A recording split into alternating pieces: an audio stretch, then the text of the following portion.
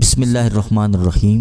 اللہم صلی علی محمد و آل محمد وبارک وسلم کما تحب و ترضی لہ۔ السلام علیکم ورحمۃ اللہ وبرکاتہ۔ ایک بھائی بتاتے ہیں کہ میں ایک ادارے میں مینیجر ہوں۔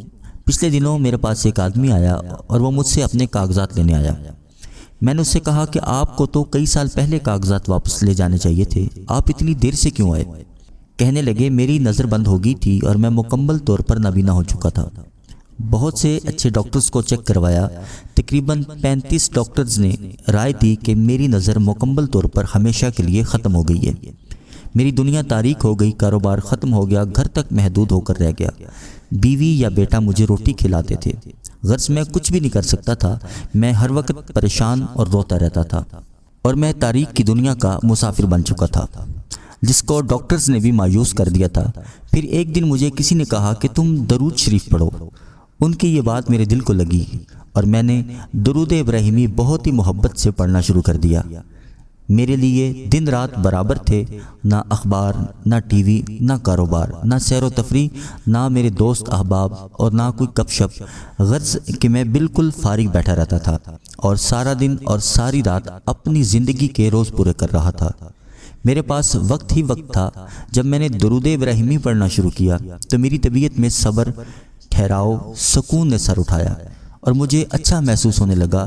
یقین کی کیفیت میرے اندر آنے لگی، طبیعت کا بوجھ کم ہونے لگا، امتحان کا درد مجھے کم محسوس ہونے لگا۔ اندر ایک انجانی خوشی تھی اور ایک امید کی کرن جاگ اٹھی جو میرے اندر ہی اندر پھوٹ رہی تھی۔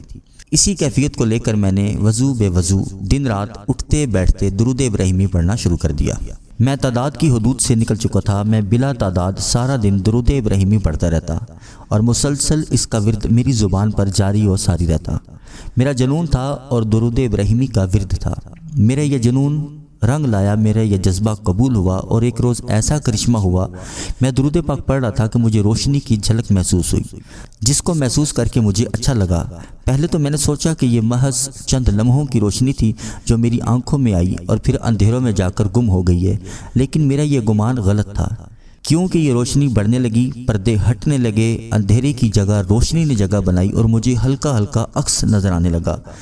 میں نے اپنی اس حالت کا ذکر اپنی بیوی سے کیا تو میری بیوی کہنے لگی آپ درود پاک پڑھتے رہیں، انشاءاللہ کریم اللہ کرم کرے گا اور درود پاک اپنا کرشمہ دکھائے گا۔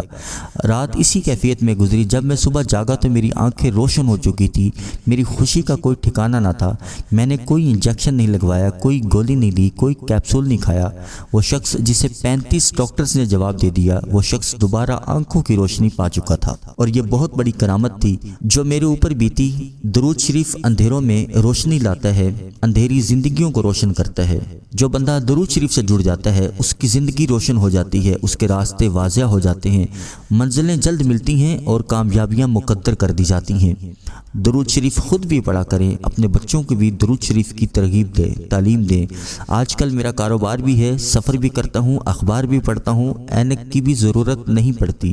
اللہ کو یاد کر کے میں نے درود پاک شروع کیا تھا۔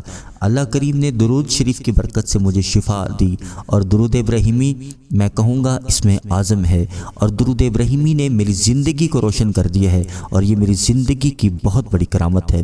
آپ خود بھی درود پاک پڑھیں، لوگوں کو بھی پڑھوائیں۔ اللہ کریم آپ کو اور مجھے استقامت عطا فرمائے۔ انشاءاللہ اگلی ویڈیو میں پھر حاضر ہوں گے۔ اگر آپ کے پاس درود پاک کے حوالے سے کسی بھی وظیفے کے حوالے سے کوئی مشاہدات ہوں، ہمارے نمبر پر واٹس ایپ کریں، انشاءاللہ مخلوق خدا تک ہم اس کو عام کریں گے۔ اللہ حافظ۔